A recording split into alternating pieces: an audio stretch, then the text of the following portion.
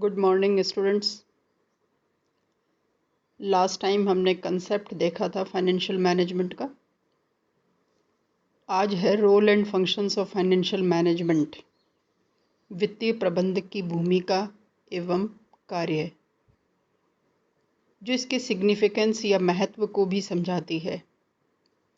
किसी भी फर्म में या निगम में, कंपनी में वित्त जितना इम्पॉर्टेंट है उतना ही इम्पॉर्टेंट वित्त से संबंधित प्रबंध की प्रक्रिया भी है। और इस प्रक्रिया को पढ़ने के लिए हम एक फ्लो चार्ट से इसको पूरा डिटेल में ड्रॉ करते हैं और समझते हैं। इसमें फाइनेंशियल मैनेजमेंट या फाइनेंशियल मैनेजर, इसके रोल एंड फंक्शंस को क्लैरिफाई करने के लिए या बहुत स्पष्ट रूप से समझने के लिए प्रबंध के 3 स्तर, all 3 levels of management, top management, medium management and lower management, इन तीनों के अकॉर्डिंग हम 3 प्रकार के कार्य या रोल्स को पढ़ते हैं। जैसे टॉप मैनेजमेंट पे प्राइमरी एंड एग्जीक्यूटिव फंक्शंस आते हैं, जिसको हम कहते हैं प्राथमिक एवं प्रशासकीय कार्य।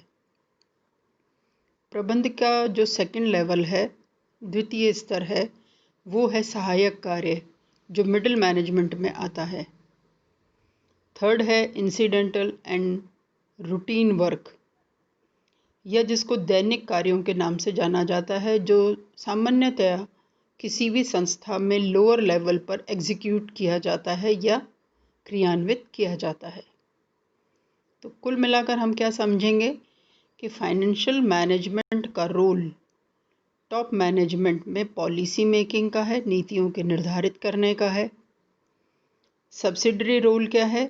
सब्सिडरी रोल ये है कि वह ऊपर बनाई गई नीतियों को लागू करने के लिए उसके पूरे डिटेल्ड सेटअप को, डिटेल्ड ऑर्गेनाइजेशन सेटअप को तैयार करता है, एक विस्तृत संगठन व्यवस्था लागू करता है ताकि सभी कार्य सुचारू रूप से संपादित हों। तीसरे लेवल पर जाकर वित्तीय प्रबंधक या वित्तीय प्रबंध के अंतर्गत फाइनेंशियल सेक्रेटरी या फाइनेंशियल मैनेजर इन सभी कार्यों को, जो कि ऊपर नीतियों के द्वारा निर्धारित हुए हैं, मध्यम स्तर पर जिनका सेटअप तैयार हुआ है, उनको क्रियाशील बनाया जाता है, उनको एग्जीक्यूट या संपादित किया जाता है।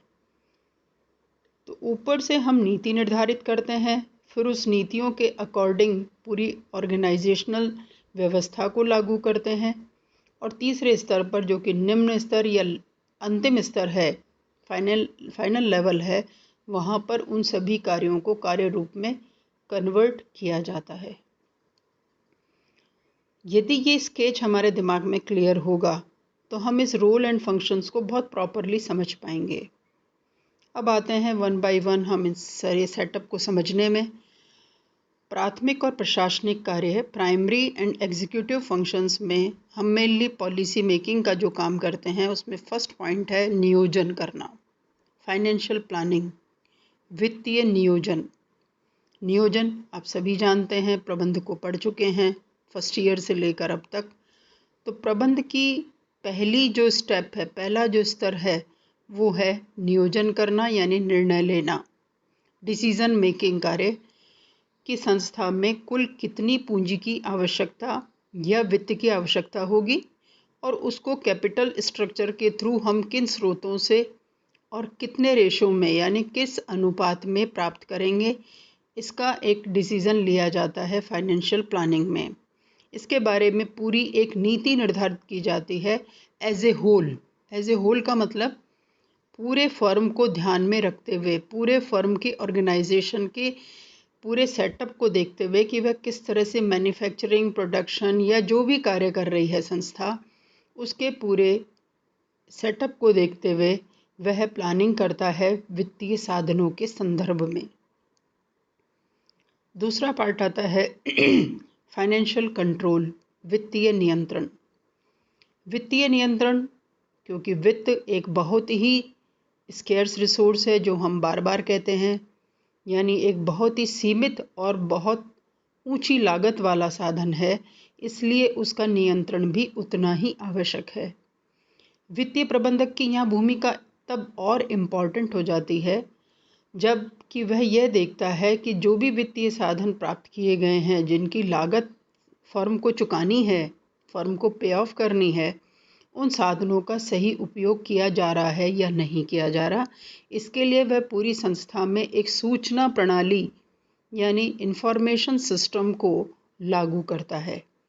सूचनाओं का आदान प्रदान यानी एक्सचेंज ऑफ इंफॉर्मेशन यदि बहुत प्रॉपर वे में होगा तो कार्यों में एक ट्रांसपेरेंसी आएगी और किसी भी तरह की फ्रॉड, स्कैम या धोखाधड़ी या किसी भी तरह के वित्त के दुरुपयोग की संभावना नहीं रहेगी। तीसरी बात आती है एक्विजिशन ऑफ फंड्स, कोषों की प्राप्ति। जब हमने प्लानिंग कर ली, कंट्रोल का पूरा सेटअप तैयार कर लिया, अब हमारे सामने तीसरा पॉइंट आता है कि जो धन हमें चाहिए, जो वित्त की पूरी पूर्ति हमें चाहिए, वह किस तरह से की जाए। एक्चुअली तो 3 प्रकार की प्रतिभूतियों से कोई भी बड़ी फर्म अपना फंड एकत्रित करती है। समतांशों के द्वारा, जो कि स्वामी कहलाते हैं बाद में, पूर्वाधिकार अंशों के द्वारा, जिनको भी कुछ स्वामी की कैटेगरी में भी लिया जाता है और कुछ दायित्व वाले प्रपत्रों में भी माना जाता है, और तीसरा आता है ऋण पत्र द्वारा यानी डिबेंचर्स के थ्रू। इन तीनों ही सिक्योरिटीज से जब कोई फर्म अपने फंड्स का कलेक्शन करती है तो तीनों की कॉस्ट को एनालाइज किया जाता है, क्योंकि बिना लागत के पूंजी प्राप्त किया जाना संभव नहीं होता। मार्केट में इन तीनों ही सिक्योरिटीज़ की अपनी अलग अलग कॉस्ट होती है, जिसको हम डिटेल में कॉस्ट ऑफ कैपिटल में पढ़ेंगे। उन लागतों के आधार पर फर्म ये देखती है कि कौन सा ratio, which optimum ratio is proper for the firm. Ratio का मतलब ऋण पूंजी और स्वामी पूंजी का अनुपात, रेशो बिटवीन ओन कैपिटल और डिवेंचर कैपिटल या लोन कैपिटल या एक्सटर्नल कैपिटल का क्या अनुपात होगा, यह इसमें निर्धारित किया जाता है ताकि वह संस्था उस धन का सही उपयोग करने में सफल हो सके। अलोकेशन ऑफ फंड्स यानी जिसको हिंदी में हम कहेंगे साधनों का आवंटन। साधनों के आवंटन से आशय ये है कि जो फंड हमने कलेक्ट किया, तीनों सिक्योरिटीज़ के माध्यम से जो धन या कोष हमने एकत्रित किया, उसको 2 प्रकार की संपत्तियों में डिवाइड करना होगा, आवंटित करना होगा, स्थायी संपत्तियों में और चालू संपत्तियों में। स्थायी संपत्तियों में दीर्घकालीन पूंजी का विनियोग होता है, चालू संपत्तियों में कार्यशील पूंजी का विनियोग होता है। तो दोनों प्रकार की संपत्तियों का एक सही विवरण तैयार किया जाएगा उनकी लागतों के आधार पर, और उस आधार पर कोषों का नियोजन उसमें किया जाता है। लास्ट में है डिस्ट्रीब्यूशन ऑफ इनकम, जिसको हम लाभांश नीति के नाम से जानते हैं, कि जैसे ही पीरियड ख़त्म होता है, फाइनेंशियल पीरियड, संस्था जब अपना बैलेंस शीट बनाती है तब यह देखा जाता है कि संस्था को कुल कितना लाभ हुआ। उन लाभों में से दायित्वों का भुगतान करने के बाद शेष जो राशि है, जिसको हम लाभांश कहते हैं, उसका वितरण समतांशधारियों में या संस्था के स्वामियों में किस प्रकार किया जाना है। उनको नकद लाभांश दिया जाएगा यानी कैश डिविडेंड दिया जाएगा, बॉन्ड्स के थ्रू, स्क्रैप के थ्रू, या किस तरह से दिया जाएगा और कितना दिया जाएगा, यानी ratio between distribution of dividend और रिटेन्ड अर्निंग्स। इन दोनों में देखा जाएगा कि कई बार फर्म अपने लाभों का अधिकांश हिस्सा प्रतिधारित अर्जन यानी रिटेन्ड अर्निंग्स में रख लेती है ताकि वह अपनी इंटरनल फाइनेंशियल रिसोर्स को स्ट्रॉन्ग कर सके अपने डेवलपमेंट के लिए या विकास के लिए। और कई बार फर्म ये करती है कि उसे मार्केट प्राइस अपने शेयर्स की इम्प्रूव करनी है, तो उसका पॉलिसी क्या होगा कि वह अपने डिविडेंड को नकद रूप में ज़्यादा भुगतान करे बजाय रिटेन्ड अर्निंग्स के। तो that depends upon the policy of the firm. इस तरह से डिस्ट्रीब्यूशन ऑफ इनकम के लिए भी यहाँ पर एक लाभांश नीति का निर्माण होगा, जिसको संस्था टॉप मैनेजमेंट पर फाइनेंशियल मैनेजमेंट के थ्रू पूरा करती है। हालांकि हम इन 4-5 पॉइंट्स में ये बता पाते हैं कि एक वित्तीय मैनेजर का, एक वित्तीय प्रबंधक का रोल प्रशासकीय दृष्टि से क्या है, लेकिन यह डिपेंड करता है फर्म टू फर्म। अब आते हैं हम सब्सिडरी फंक्शंस पे या रोल पर।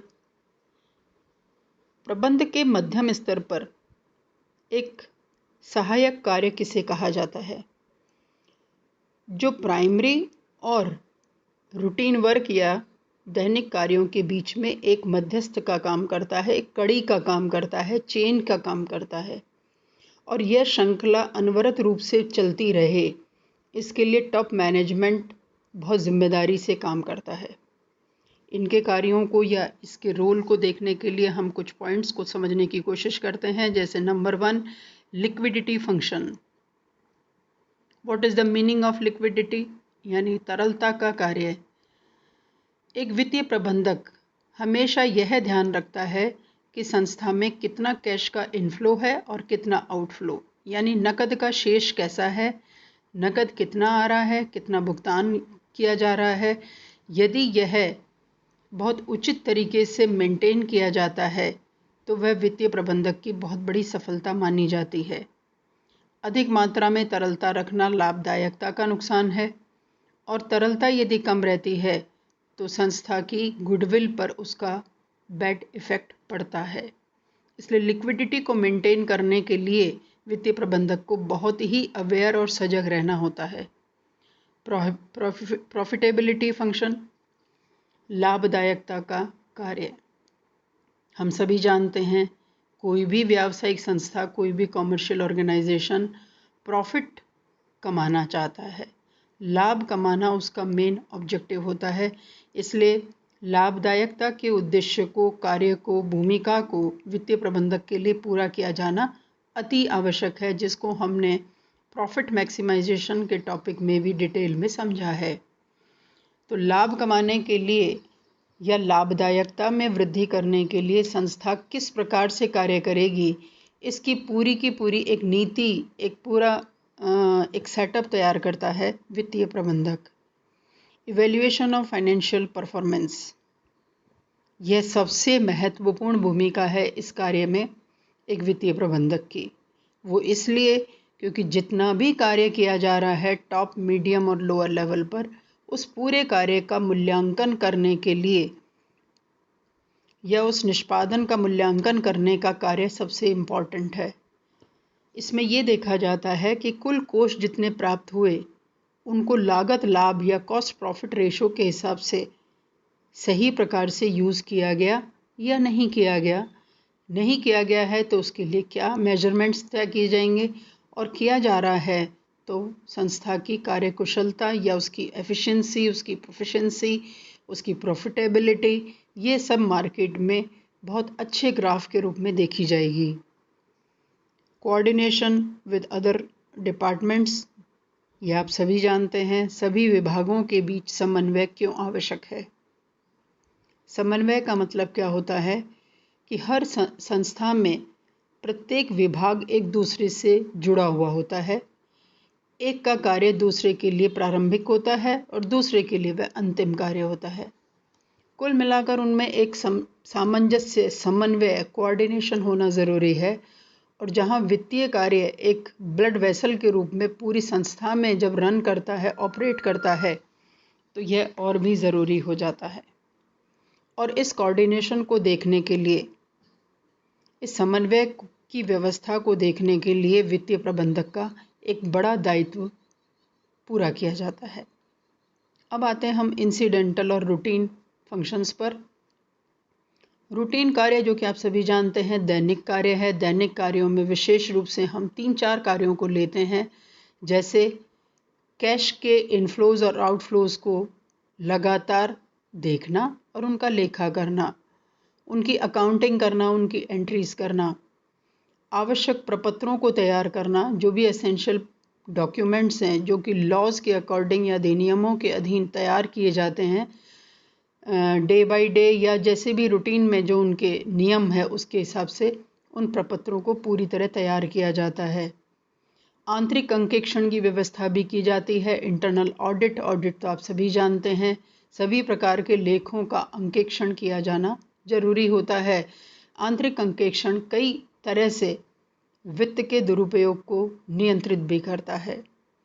अभिलेखों को तैयार करना, जितने तरह की लीगल या सरकारी या अधिनियम के अधीन जो भी आवश्यक सूचनाएं हैं उनका आदान प्रदान करना, ताकि संस्था के सभी कार्यों को सुचारू रूप से पूरा किया जा सके।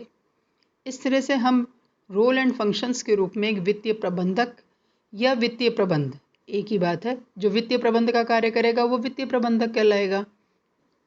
तो उसके इस तरह से 3 प्रकार के कार्यों के आधार पर हम उसको डिफाइन करते हैं।